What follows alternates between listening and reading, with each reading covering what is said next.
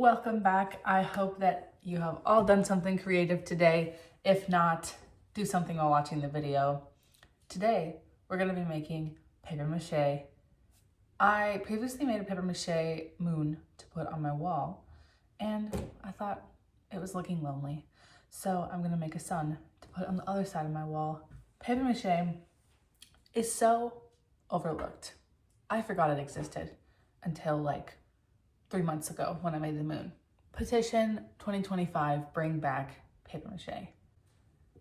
Anyway, if you also want to do some paper mache, I'm going to tell you what I'm using so you can do it too. This is just what we're going to need for today. This is going to take a couple days because you have to wait for it to dry and then like paint it and stuff. So what we're going to need today, some sort of drop cloth. If you have a reusable drop cloth, that is better for the environment.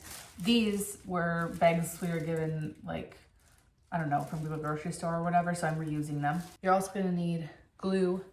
I am gonna be mixing these two, this glue pen glue, and then this tacky glue. I'm mixing it with water and flour. So you're gonna need a bowl that you can do that in. Also gonna need some cardboard for the skeleton of your piece. So I like two different types of cardboard, like this thicker cardboard that you'd get like in the mail with a package or something. This is left over from the HelloFresh box I used for the paintings on the wall. And then I like this thinner cardboard that I have with my Cheez-It box here and my Cheerio box here. But I also have some that I got from work when we got this shipment of sparkling waters. Those are the two types of cardboard I like using. You can use one type of cardboard, but you'll see why later. I like the two different kinds.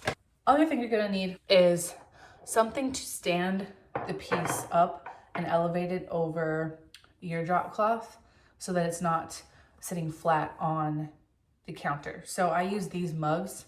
Other thing, of course, scissors, pencil, also a marker if you want, X-Acto knife, some sort of knife. I'm gonna use a hot glue gun. I'll also see why later, but these are all the things I have out. And my smoothie, of course. Some fuel for the crafting. The other thing you'll need is strips of paper. Ideally, it would be newspaper or like junk mail or something. We don't really get junk mail, and I'm not gonna go buy newspaper just to do this. The reason I'm using this blank paper is because, again, a past roommate left it behind, but it's all crinkled. I mean, it doesn't look like it now that it's cut into strips, but it's not really ideal to put through a printer because it was like sitting out and being shifted around on their desk.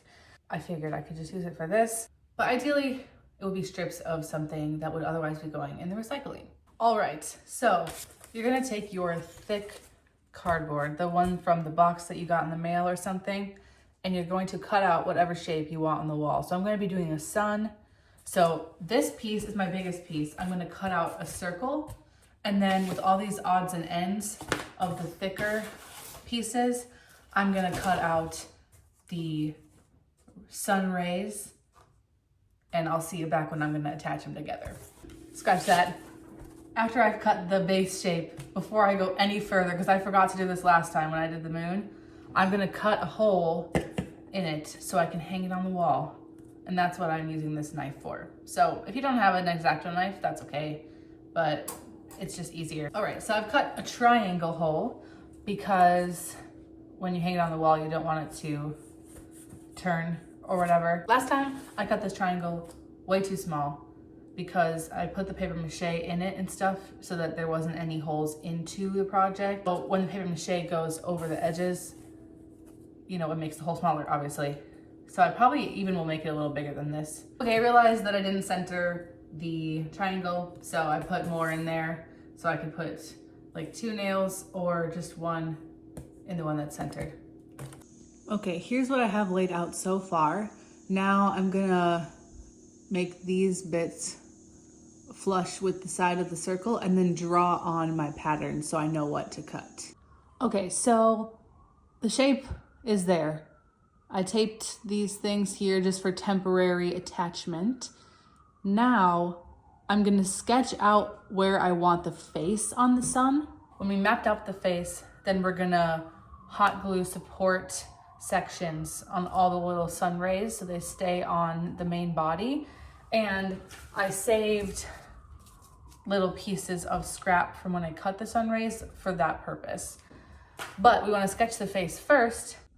All right, so the face is sketched on. We're going to reinforce these connections. So I have attached all of these vertically.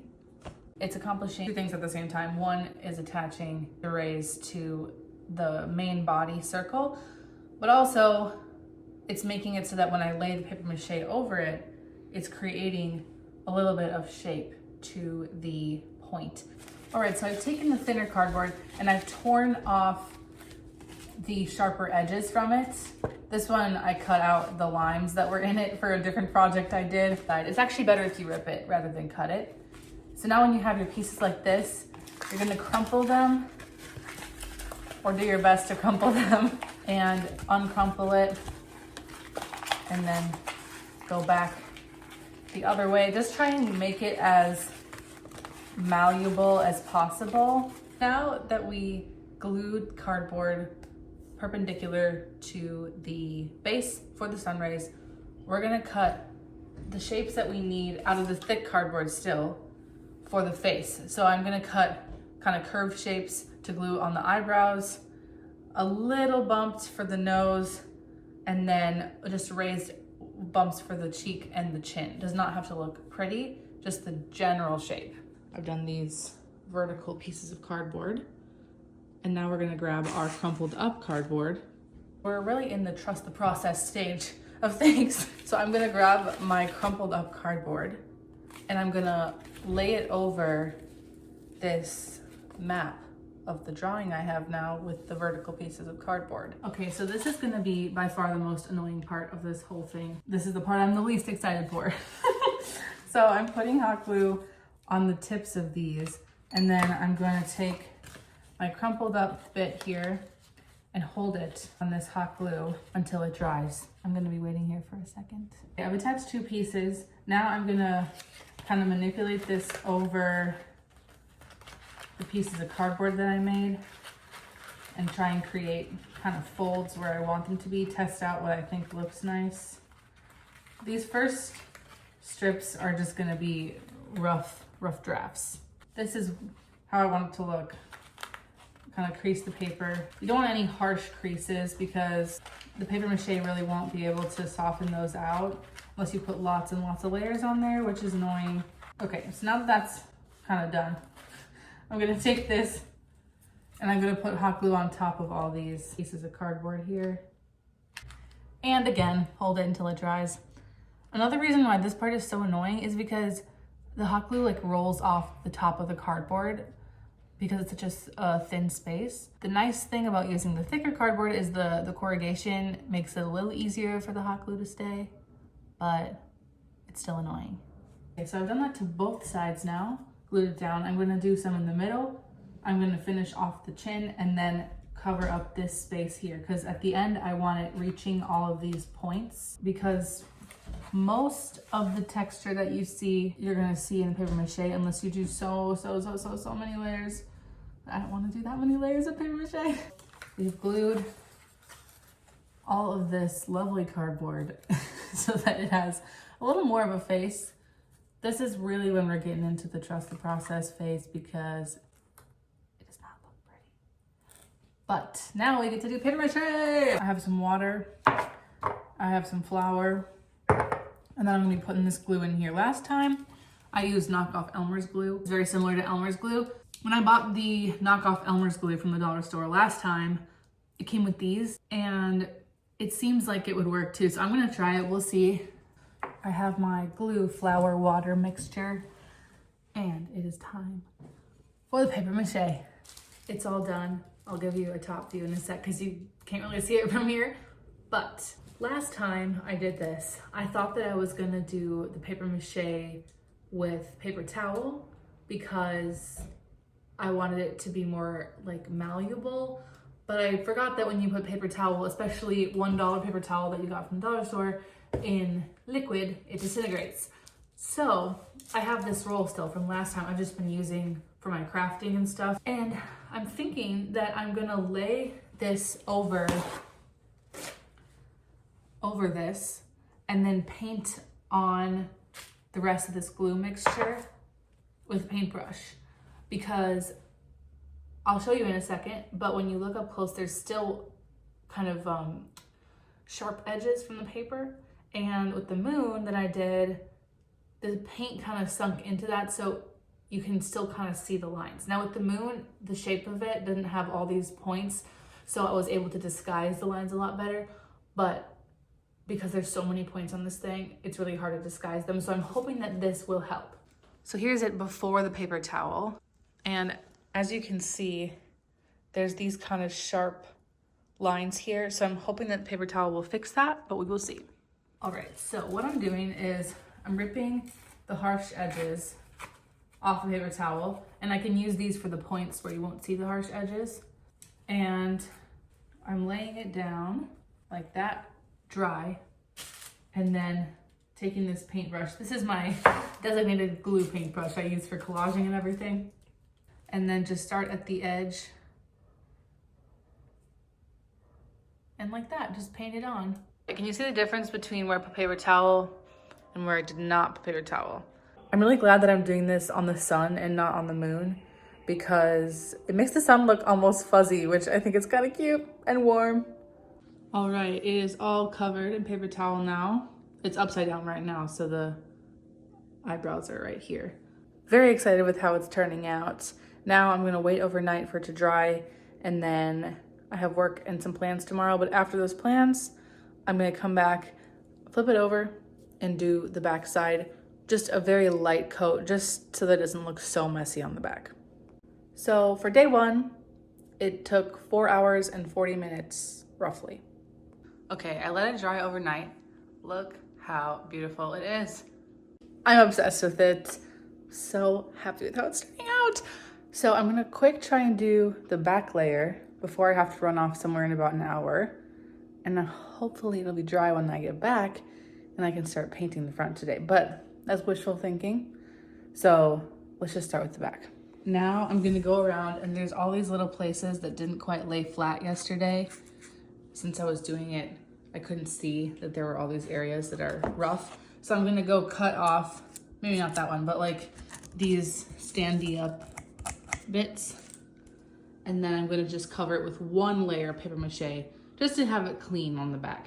Also, so that this hole doesn't go all the way inside of the structure, it'll just be like a divot in, because I don't want any bugs making their homes in there. If I was a bug, this is where I would want to make my home, because it's like a whole universe inside of there. So, no bug universes. I put this back layer on, not the most beautiful thing ever, but it gets the job done. It just makes it look cleaner than when we had all those unfinished edges. Also, this hole, as you can see, it's a different shape because I made it so that the nail can kind of hook underneath this ledge there to go up into those bumps. So hopefully it'll work better than when I attempted this on the moon. Okay, so it's not completely dry. As you can see, this dark spot here, but I'm gonna flip it over and paint it anyway because I'm impatient. But there's also enough room where I can stand it on the mugs without the wet spot getting there. It's done. I am so happy with how this turned out. So beautiful. I did end up mixing acrylic paint with water for the base color and for some of this like blending in here. But when I did that, the paper towel kind of came up a little bit. It lifted a bit, so I had to kind of wait between layers for it to dry. But yes, it's so cute. It's right across from my moon. If you haven't seen the moon before, this is the moon I'm referring to. So I tried to keep some similar like star designs in there so they kind of go together. I'm so happy with how it turned out. Hello, it's me editing the video. I forgot to say that the backside took me like 40 minutes and then I was gone for probably 4 hours, maybe 5. And by the time I got back, that is what it looked like with just the wet spot in the middle. I painted it and then I waited overnight for it to fully dry. So just to give you like a little estimate on how long it took, work time took me 5 hours and 20 minutes-ish. And then actual physical daytime took me Saturday night until Monday morning. Thank you so much for watching. If you haven't done something creative yet today, go and do something creative. I love you. Goodbye.